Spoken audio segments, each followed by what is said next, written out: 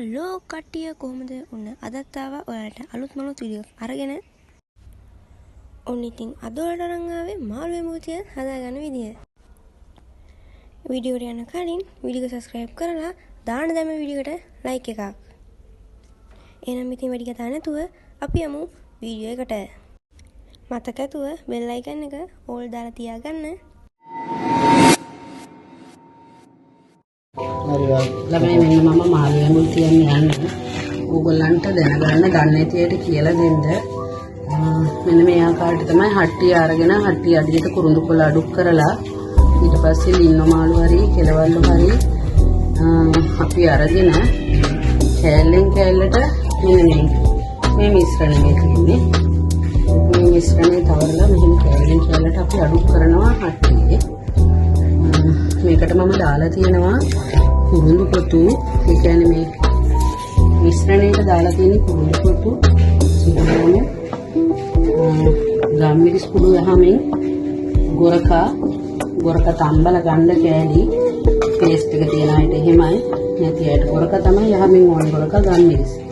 මිරිස් කුඩු සුවල්පයක් බෙදපු පහ සුවල්පයක් මේ හැමදේම දාලා මෙහෙම කෑල්ලෙන් කෑල්ල තවරලා මෙහෙම කැවරුවම හොඳට මේකට පහේ අල්ලනවා. මේ හට්ටිය අඩියට මම දාලා තියෙන කුරුඳු කොළ. ඒක නෙමෙයි දෙනකොට හරිම රසයි.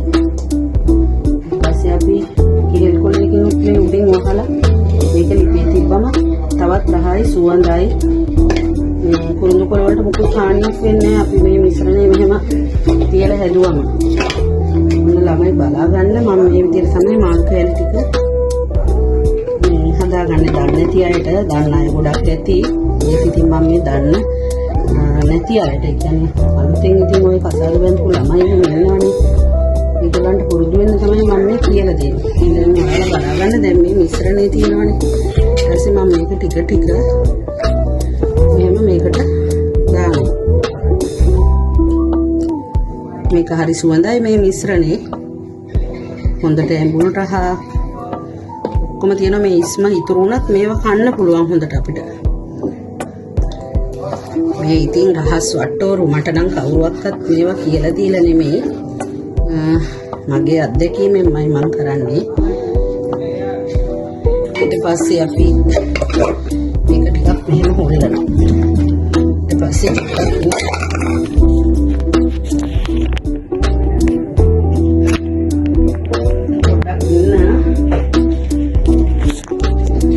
මේකට උඩිනුත් මේ විදියට දාගන්නවා කරපින් චපල ටික. ඊට පස්සේ අවමිරිස් කරල් කිහිපයක් මේ විදියට නැට්ටක් ඉවත් කරන්නේ නැතුව අලුත් අවමිරිස් කරල් කිහිපයක් අපි මේක උඩේ මෙහෙම තියාගන්නවා. මේක හරිම රසයි. ඉතින් මේ අවමිරිස් කරල විසික් කරන්නේ නැතුව කන්න පුළුවන්. ඊට පස්සේ දැන් මේ ගමනක් කරන් යන්න තමයි මම මේ හදන්නේ මේ අපේ පුතාට.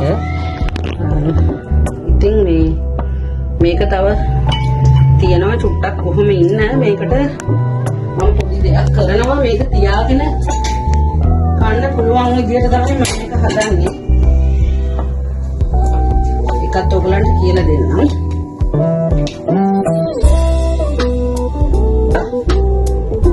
මෙහෙම සෝස් පෑන් එකකට අපි තෙල් ටිකක් දානවා. දාලා මේක අපි රත් කරගන්නවා. ඒකට රත් කරලා ඉවර වෙලා මේ අප සුවල්පයක් දාලා මෙන්න මේ විදිහට දාලා ඒක හොඳට පුරවන ඉඳලා අර මාළු එකට උඩින් වක් කරනවා. මේ ඇවිල්ලා තියාගන්න. ඒ කියන්නේ කල් තබා ගන්න පුස්සල්ලන්නේ නැති වෙන්න. මේ මම හදන විදිහට නම් මේ පුස්සල්ලන්නේ මුකුත් නෑ මේකට.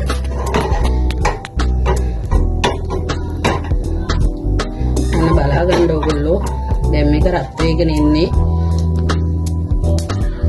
ඊපස්සේ දැන් අබ ටික පුපුරනවා. තෙල් රත් වුනේ නැත්නම් හරි නෑ. හොඳට තෙල් රත් වෙන්න ඕනේ. දැන් අබ පුපුරගෙන ඉන්නේ.